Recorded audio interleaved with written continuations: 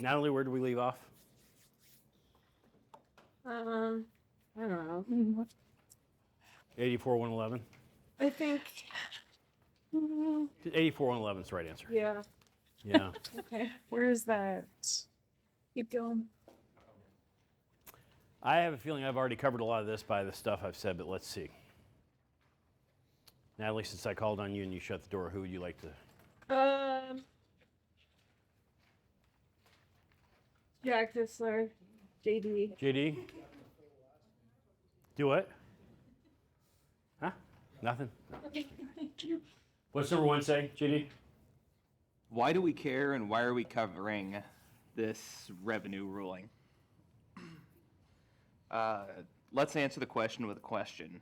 What do you think happens when Lutz files a 2553 to elect an LLC be converted from a partnership to an S Corp? Okay.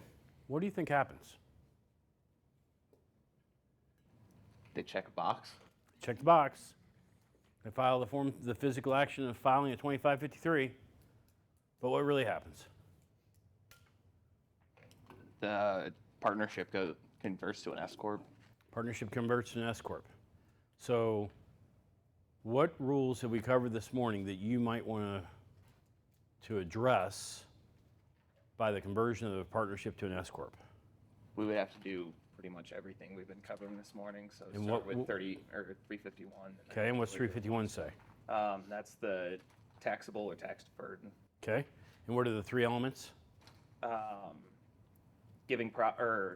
Contributing property. Oh my God. Contributing property, solely really receiving stock, and whether they have 80% control or not. Okay, and if we're filing a 2553, are we actually transferring property? Doesn't that depend? If we're well, yes, sorry. If we're filing a 2553 on an existing LLC, is there property really being transferred? No. Why? Because it's already there. Okay. So 351, we diagnose whether it's taxable or tax deferred. Yep. Then we move on to what? 357, which is basis in excess, or gain in excess basis. Debt in excess of basis. And why do we stop there first? So we can figure out if the partners need a basis increase for And what's them. going to generate that basis increase? If you have an asset that is worth more than the basis that you have, or how do I say that? If you have debt into an asset and that debt is in excess of the basis of it, That's going to generate a gain. yeah. And that's a piece of the recipe. That's a piece of the formula laying under What? what code sections? 358, And 362. correct. See, you already got a gift card. Don't keep begging. Okay, so you got 358 and 362, right? And then what other code sections do we care about? Going to be 1223, 1 and 2, and then 168 I-7. I-7. Thank you. Okay, so when you file the form 2553 for an existing LLC, you have to run the traps of those code sections, even though no property was really transferred. And for a gift card, Jack, what situation under 84-111 is applied when you file a 2553 and check the box on the LLC? If he doesn't know the first one to, and there's hands. Wouldn't that be situation 1 if the box is checked? How do you guys feel about that? Explain what situation. Oh, Jameson wants you to explain what situation 1 is. Just kidding. Fine. Just kidding. Nope, Jameson just threw you under the bus, Jack. What situation 1 say? Situation 1 basically says that you're giving the land or you're giving the property to an underlying partnership. That partnership's giving stock back to the corporation, and that partnership's getting liquidated. How do you feel about that, Lucas? I think he's right. I think he's right too. 2 good cards for him. Actually, I was actually considering it because that I don't think so. Let's see, what's this one? Oh yeah. Yeah. Oh yeah. Let me listen to this. Wow. Ooh, it's like fireworks. Here, I'm giving you this one, I'm taking that one back. Okay. That seems fair. I think we should vote. You do? What, if I get the second one? We have no voting stop. Yeah, I think you just busted control. Okay, so let's see. I don't even know if that's what I was shooting for here. Could I ask a quick question? It might be kind of dumb, but it was Sure. So when we're talking about control, what's the logic behind 80% as opposed to like 50% plus one? I have no idea. Okay. I mean, that's just one of those givens. And actually, one of the things I'm trying to shoot for in the middle of these sessions is trying to provide not only the rules, but to the extent the why of the rule exists.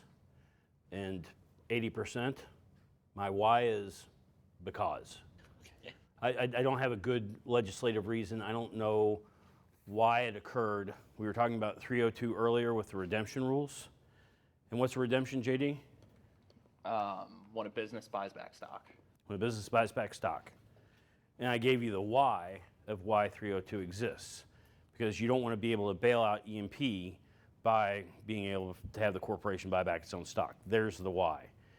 And for me, when you see the why, knowing the rule becomes easier. But on 368C, it's because.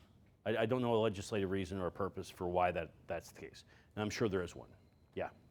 They wanted to make it harder to make it tax deferred. I like James's answer as much as mine I because. researched it. You did not. All right. She's just trying to get a gift card. He knows I did not research it. Oh, well, okay. Boy, I did this on the board. Per Revenue Ruling 84-111, there's three possibilities. Situation one, there's the beginning, the land goes in, stock comes out, and then the partnership liquidates and you have the ending point. Is that what we did on situation one over there? Yeah. And then you have situation two, which says that the land is distributed on an equivalent basis to all the partners. The partners receive the land, they transfer it to the corporation, and the corporation has land in the end. That's situation two. Situation three is where the partnership has contributed to the corporation, the partnership then liquidates in the corporation, and the corporation has land. So, with that said, I don't know this with absolute certainty. But I said situation two up here was the one that we could recapture the basis.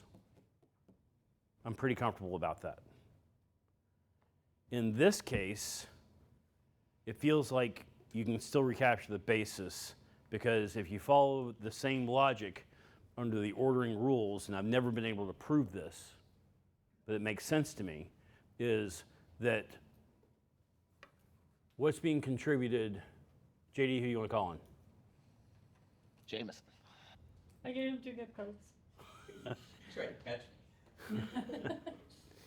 Okay, so Jameson, we're going to go back to our facts over here that we say that Pete has $1 million of basis in the external unit, and the internal is $100,000, and we missed it. So, Jameson, let's run down when we have a contribution of this partnership to the corporation. We've got to start where? What do we have to do to diagnose the transaction? 351. 351, and what are the elements of 351? Transfer of property to the corporation. In exchange, you receive stock in exchange for the transfer, 80% control. Okay, so, Pete and who was, I don't know whether that was Jack or Jameson at that point, but somebody.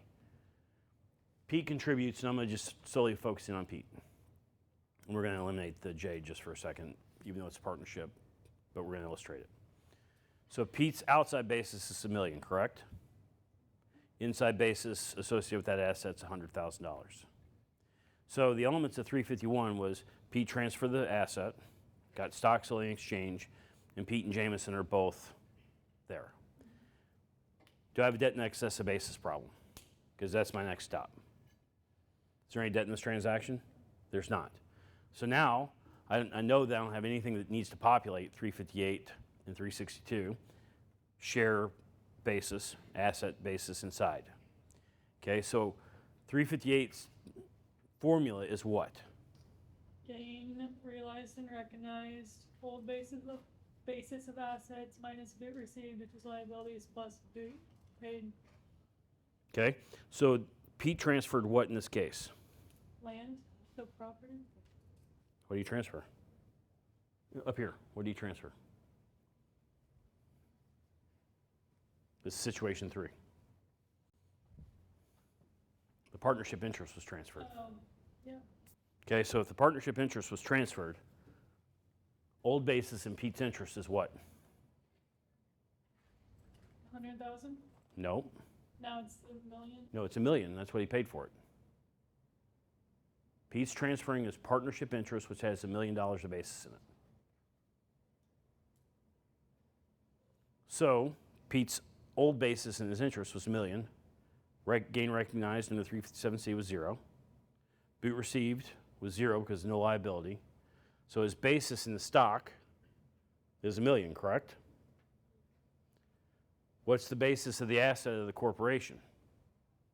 100,000. No, $1 million. Where's this 100,000 at? It's still inside the partnership. That's this. We're in scenario 2. No, this is 3. So let's do it again because I think that's what's confusing you.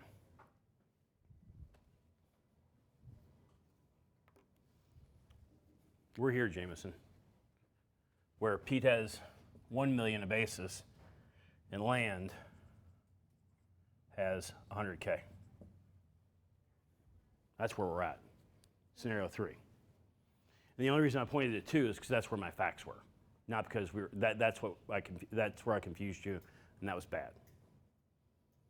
So Pete has an interest in Z with $1 million. Basis in land that Z has is 100,000. Pete contributes his interest in Z. So your starting point is 351, transfer of property, sold in exchange, control it after. I have that. 350C says debt in excess of basis. Do I have any debt? No. So now I'm able to discard that. 358 says old basis plus gain recognized plus boot paid minus boot received. Okay. Old basis is what? 1 million. 1 million. Gain recognized. 0. Boot received. Boot paid. So Pete's basis in T stock It's a million. is $1 million. Now the basis in the asset of the corporation, you start with Old basis. old basis, which is what? 1 million. 1 million. Gain recognized? 0. 0. So now, at this point, when we're at this point right here, T owns Z, and T's basis in Z is $1 million. So then I come over here. Z liquidates. Did cash come out? No. So if that's true, then the basis of the land coming out has to take carryover basis of the unit, which is $1 million. I've never been able to find that that's true, but I would clearly take that position. I know it's true here in 2. I know that's true. You've never been able to find how to recapture some of the basis. No, I'm saying I would take that position, but I've read that it works for situation 2. I've never read that it works for 3. I don't see how it doesn't work for 3, though.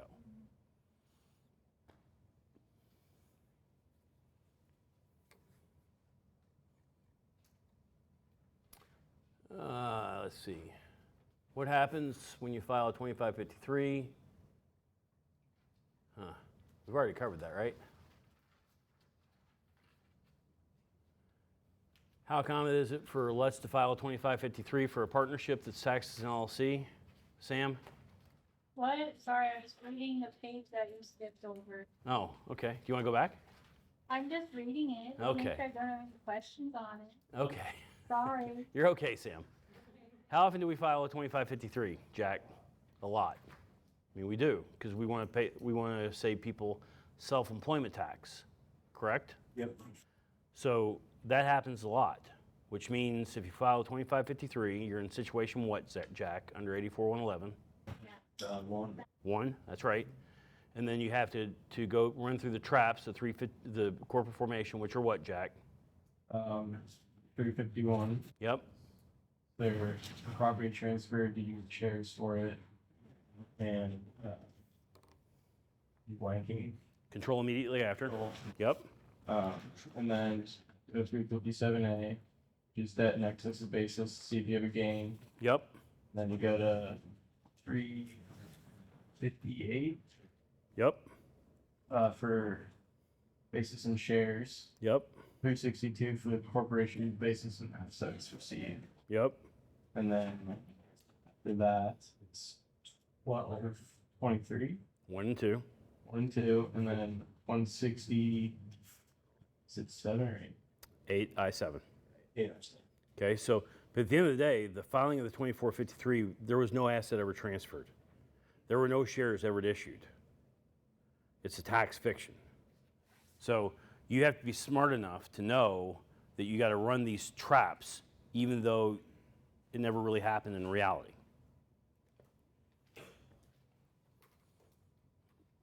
Let's see. Let's see what this says. Jack, what's this say? Let's see if this is consistent with what we just said. 5. Yeah. What happens when an LLC passes partnership filed in 2553 passes the next corporation? A, the LLC goes from being recognized by the IRS as a partnership, being recognized as a corporation. This infers that the LLC has checked the box to be recognized as a corporation. That embedded in the 2553 process is an inferred filing of Form 8832. Okay, so let's talk about that. Actually, this might have some value because we've touched on this, but there's a lot of information in that sentence or paragraph or whatever we want to call it.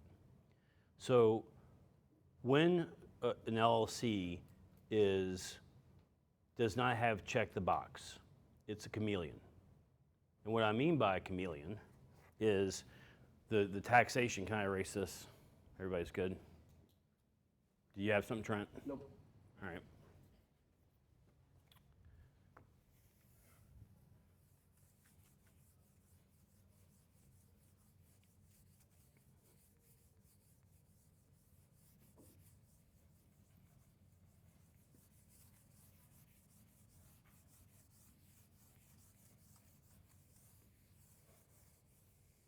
Okay.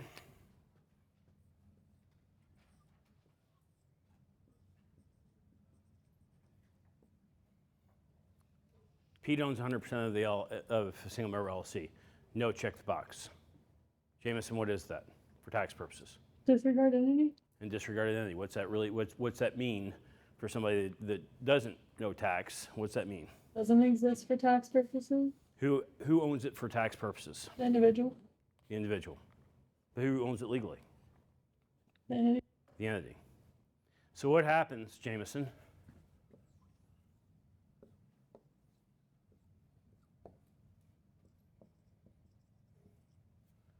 We introduce Jameson into that.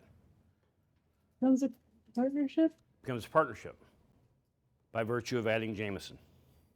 Okay? And for those of you that care and are tracking and want to know, this is Revenue Ruling 99-5. And what Revenue Ruling 99-5 says is that there's one of two things. Jameson's going to enter this partnership in one of two ways. Okay? And anybody got a guess for a gift card what that could be? And this is just logic. What was the question? Oh, How is she gonna woke up Lane right How there. is she gonna enter the partnership? Yes. She's gonna contribute. Hold on, I got two hands. You get to, Jameson? Contribute get one. assets. Do what? Contribute assets. Contribute assets. Okay, Jack? Buying shares? Or Fine. it's a partnership? LLC units. No, Jack, don't give up. What did you say? Buying into it How? by contributing cash. That we already got contribute. You buying is right. Stick with it, Jack. Buying's the right word. Who is available to sell? What do you mean? Who is available to sell? Yeah, who has the opportunity to sell something? You. Who? Me? Yeah. Right. So Jameson can buy my units. Yeah. Cross purchase.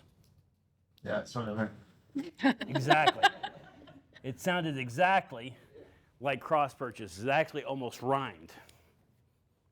Okay? Now, wait a minute. Lane, is it okay that Jameson got this? I don't know, I said contributed. Oh, you gave her. Well, I'm gonna here. Here, hold this. Here, hold this for a second, Lane. Here, hold this. Now, Jameson, take the other side. Here, now you two wrestle over it. Do what? Okay, Next time I'll raise my hand. fine. This is fine. These are very loose rules. Yeah, that's why I didn't raise my hand and I just said it. These are loose rules. We'll get to you. Okay, so either you can contribute cash or you have a cross purchase. So the chameleon, yes, Does gifting fall under that? I'll be damned. Gift card. No, that's a point. Well, you know what? Here's the thing. What's funny is the only people that gotten points are the people that are here to comment. Yeah, they're smarter than us. No, there was all sorts of points last year. He's got the notes. Do what? He's got the notes. He studied after this game. Okay, so gift actually would work too. I got to concede that point. Okay, but again, we're going back to the concept. This is a chameleon. I don't know how to spell chameleon, but we're going to give it a try. Is that even close? Common chameleon. Is that even close, Jimmy? You should just draw one. Draw one. Shit, I'm the last. You know the kid on the field for sports that picked last? Pictionary, I'm that guy. Please draw it. For a gift card. Okay, so now, Pete doesn't like that Jameson's always right. He buys her out. He buys her interest out. Or Pete and Jameson, this is more common. Pete and Jameson sell to Thomas. Okay? So now, Thomas owns a single member LLC, correct? Jameson, you said this was disregarded, right? Yeah. Is this disregarded? Thomas owned it, do you know? Do what? That's Thomas, good. is That's this disregarded? I just bought it. I don't know. What do you think? Yes, I mean, 'cause by it's- definition, a single member LLC without checking the box is disregarded. So, this is revenue ruling 99-6. Revenue ruling 99-6, which actually might be in here somewhere. I don't know. Maybe. What revenue ruling 99-6 says is that, forget it. I'm not even going to go down that rabbit hole. I'm going to go down the rabbit hole because Kaylee seemed upset. So, Kaylee's making me ask the stupid question. Pete and Jameson own XLLC. Okay? So, Jameson, who you want me calling? Haley. Kaylee. Let me ask a question. If Jameson sells you her partnership interest, what's the tax consequence of that? What did Jameson sell? Shares of the partnership. She sold a partnership interest. Partnership. And how's that taxed? She would have an excess. Gain excess basis. Sale or exchange of a partnership interest is taxed as capital gain under 741 unless there's a hot asset. And hot asset, Kaylee, is what? You know, it's like. Depreciated inventory, cash basis AR, and depreciation recapture. Okay? So it's a cap, but we'll push hot assets aside for a second. Jameson sold her interest to you. She sold what? A partnership interest. Right? And you went to Lane, poor you, and she missed the 754. Oh, Right? When you have the sale of partnership interest, you have the opportunity for 754. All that should be a concept that ought to be at least somewhat familiar to this room, if not familiar. So, what happens when Pete and Jameson sell their interest to Thomas? What did Pete and Jameson sell? Do what? the land? The land? Mm-mm. So it is their interest. They sold a partnership interest because that's what they had to sell. Thomas, is your entity disregarded or is it regarded for tax purposes? Disregarded. Disregarded. And disregarded means that Thomas owns, for tax purposes, an LLC interest or land. Land. Land. Pete and Jameson sold partnership interest. Thomas, when the dust settles, owns land. That doesn't seem congruent. Because, Thomas, if I sell you land, I sold what, you bought what? Land. I sold land, you bought land. Yeah. But in this case, Pete and Jameson sold a partnership interest, and you ended with land. So what is that? It's called an asymmetrical transaction, which blows my mind. So Pete and Jameson sell P and J sell partnership interest. T buys assets.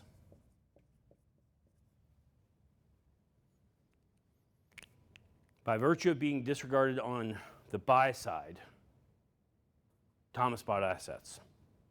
And Thomas has an 8594 purchase price allocation form that he has to fill out. Pete and Jameson sold a partnership interest, which is the sale of a capital asset that we have to now measure whether there were hot assets that have to recharacterize part of the gain from capital to ordinary. So that's Revenue Ruling 99-6. So the point is, single member, disregarded, popped into multi-member, now regarded, taxed as a partnership. Going back to single member, now disregarded. Since there's no check the box that it's been inflicted on X's tax consequences are going to be dictated by who owns it.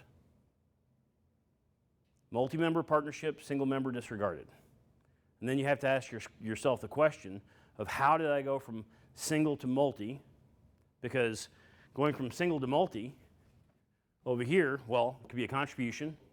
Contribution has 704C consequences. Cross purchase has gain loss, 1001, and gift has something in the 2500s. I can't remember that code section. Then going from multi to single, well, how'd that happen? Gift? That's possible. Most likely purchase. Die. Do what? We die. Well, but somebody's going to inherit that interest. So, who's the older of two of us, Jameson? That'd be me, right? Did you say Did you say barely? You can kick his ass later. Emma, get him. I do act like an old person. I was You born that said way. it. I'm You're either 90 90 years years old or 13, one of the two. 13 today? No, I'm 90 today. So, but if I die, my wife's going to inherit my interest. So that's going to be just a transfer of an interest. It's going to remain multi-member, most likely. So how did we go down this rabbit? Oh. So now, single member, an LLC is chameleon, correct? But if we don't want to be taxed as a single member LLC or as a partnership and fall under this chameleon regime, we can file Form 8832 to say, IRS, even though for state law purposes I'm taxed as an LLC, I want to be recognized for IRS purposes to be taxed as a corporation.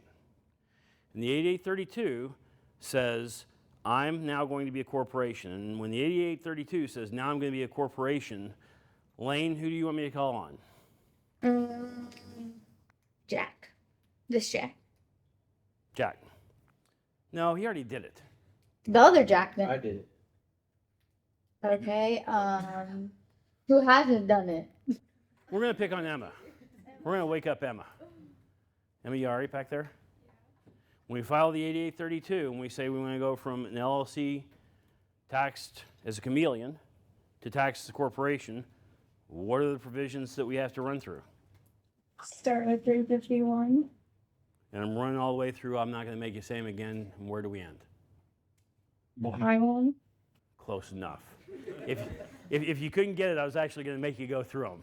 The I one, we'll let that go because I think everybody has run through those. And I'm doing that purposefully because at the end of the day, you're going to walk out of here and you're going to forget most of this. And the more we repeat it, the more cognizant you are of the provisions that you got to run through. And you'll go, oh, there's this page in this book, and I'm going to be able to go to that summary page, which I was smart enough to put a Post-it on, and know the provisions that I now have to run through to get this done. So the filing of the 8832, even though there's no asset transferred from anywhere legally, the asset transfer is deemed to occur for tax purposes to a corporation solely in exchange for stock, and then you got to run through 357.3, 358, 362, 1222, 1223, 1 and 2, 168 I-7, right? That's my checklist. 8832 turns on this checklist, and I've got to run these traps because 357C, when I have a negative capital account, Lucas, causes me debt in excess of basis. That's absolutely right. I knew that's what you're going to say. Right? Yes. Okay, but embedded, the 2553, what is the purpose of the 2553, Sam? Be taxed. To be taxed as an S corp. So if you, the check the box form is 8832. So logically, you have to, and the IRS does push back on this, even though the 2553 form instructions say filing the 2553 for an LLC that's a chameleon says that we acknowledge, the IRS acknowledges that you're inherently filing the 8832. So because how are you going to be an S corp if you don't want to be a corp? So they're giving you the fact that you want to be a corp by filing a 2553. They are such a pain in the ass. File the 8832 because we've gotten pushback asking for where the 8832 is, even though the form instructions say the 2553 covers both. Is one harder than the other to fill out? No, they're easy. It's just another step, is all it is. Let's see. Sam, what's B say here? Do I care? Partnership. Obvious happens. 8411 applies. 3 situations. We've hammered that pretty well. Oh.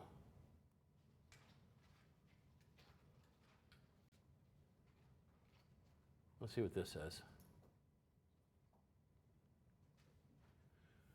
Sam, what's our fact pattern? I don't even know what this is. We're going to take the guided tour together. Okay. PJ Partnership is owned by Pete and Jeff. The balance sheet of PJ Partnership is as follows. building 100,000, like depreciation 60,000 for a total net book value of 40,000. Debt 100,000.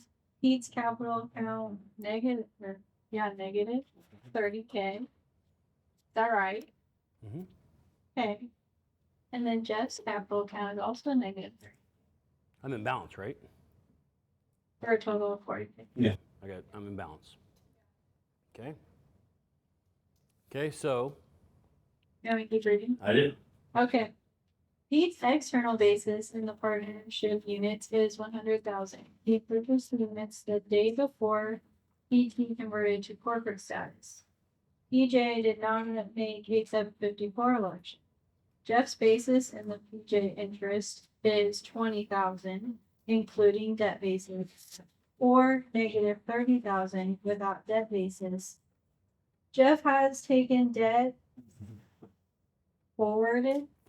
funded banks losses, which resulted in the negative 30,000. okay. So the 20,000 for partnership basis, you have your basis plus debt basis. So in Jeff's case, he evidently put in $20,000 at some point, but he's taken $50,000 worth of losses. So the starting point was 20 of basis, 50 of losses to get to negative 30.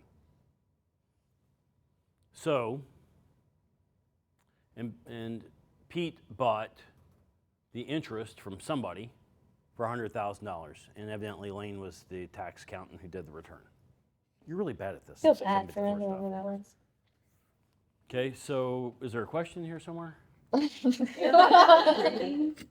Oh, what's this say? Keep going, Sam. Okay. As noted on a previous page, when a taxpayer checks the box to have an LLC be taxed as a partnership be incorporated for tax purposes, then situation number 1 of 84-111 is the steps. Steps 1, partnership contributes assets and liabilities to newly formed corp and section 351. 2, the partnership liquidates and distributes the stock. Okay. So do you want to run through this? Do you guys feel like you have the tools to come up with the answer? Let's see. Is there a question? Do Do what? what? Was there a question? Or what? Can you actually tell me the tax consequences of this formation? Okay, Lucas, this is going to be fun for me. Turn around and you're going to work with Thomas and Jameson. You three work together. You three. No. Jack, you're turn around. And I guess you four. So the question is what are the tax consequences Yeah. Yeah. of the Yeah. Yeah. Is Ansel in our Yeah, group? do we get Ansel too? No, I don't I don't care. care. Answer. no, Yeah. that is not fair. no like